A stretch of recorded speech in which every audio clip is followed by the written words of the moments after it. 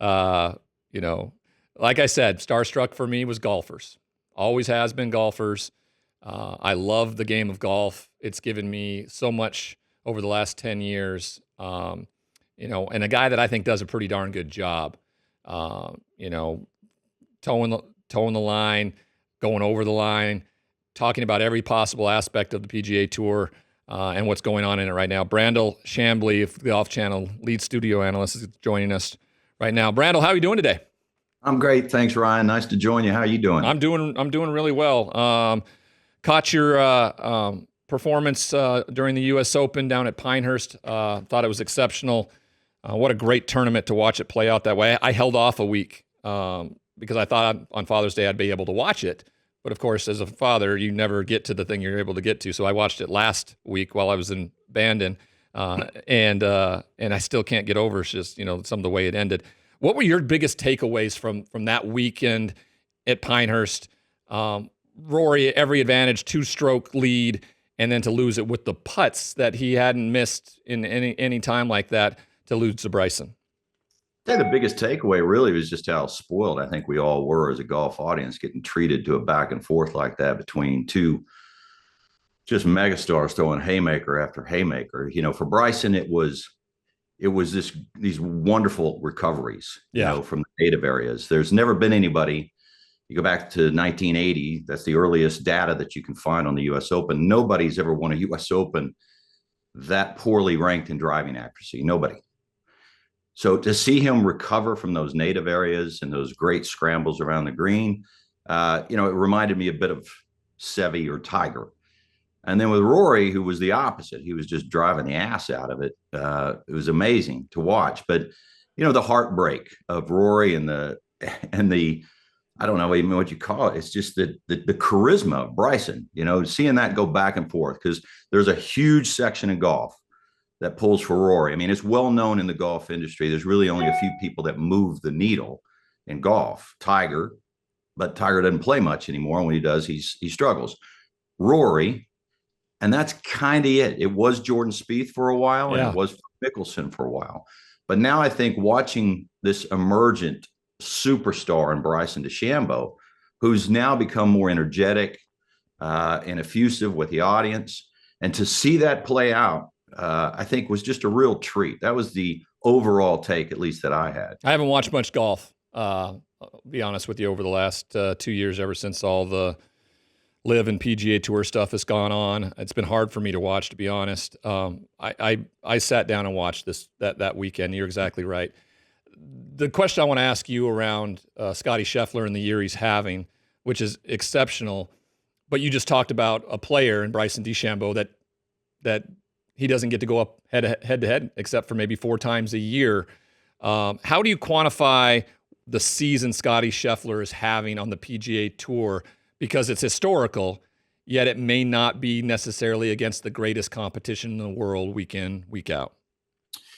Well, the world rankings doesn't incorporate what these guys are doing on Live, but there's a site called Data Golf that does a really good job of cross-correlating how good these guys are playing against the competition. And so there's really only a couple of guys that are in the top 10 in the world from Live. That's Jon Rahm and Bryson DeChambeau. So look, I mean, Bryson DeChambeau clearly is having the best year in major championships, but he's also competing week in and week out on Live, and he hasn't dominated. So it's tough, Ryan, to answer your question. It's tough to really put into perspective if he's not playing week in and week out against the very best. And that is the dilemma that we're all burdened with in this sort of dichotomy that we have of these two tours.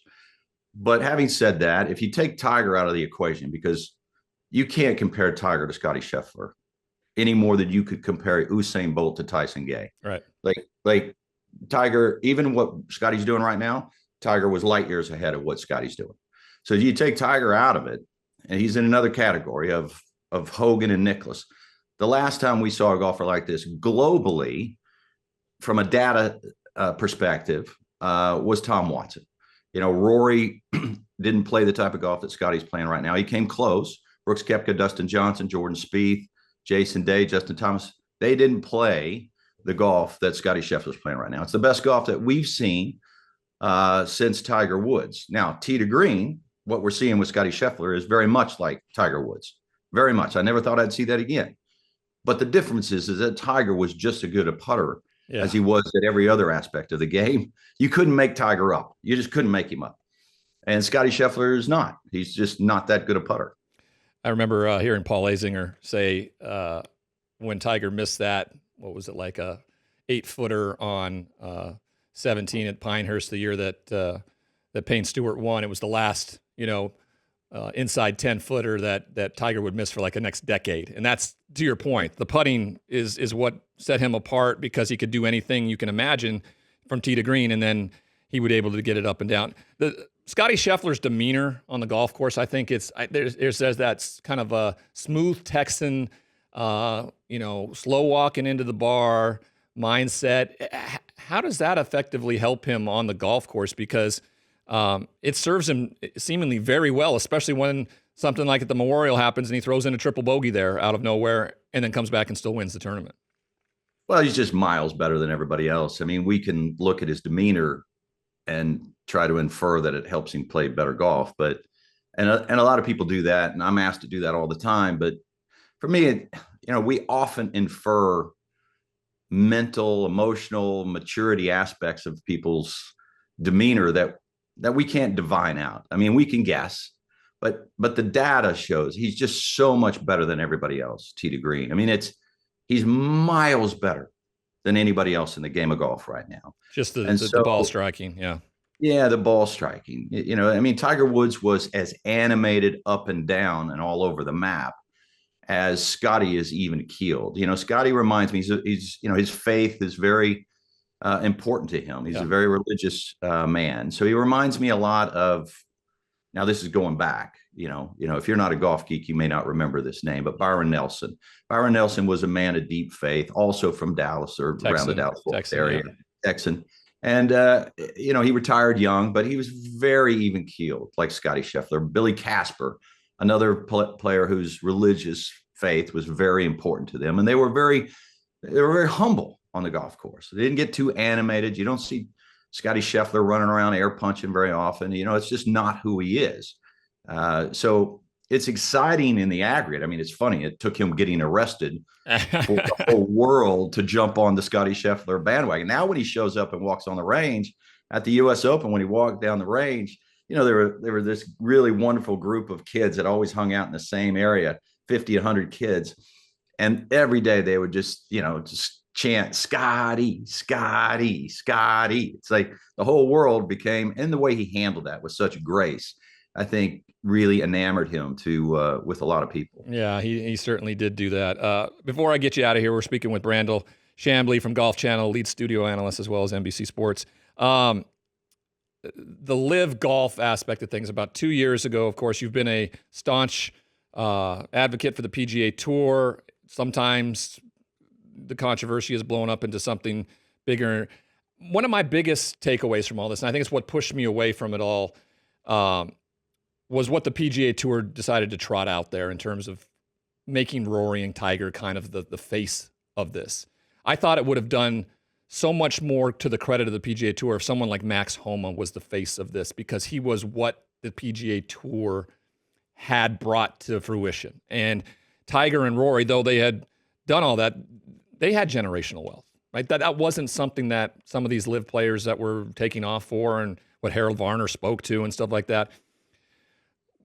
Why has this conversation about money and who's giving the money and what this is all, how has this divided because the golfing fan for me is right down the line. I love golf. Like I want to go spend 5 hours. I'll play 36 if you want to go and do that.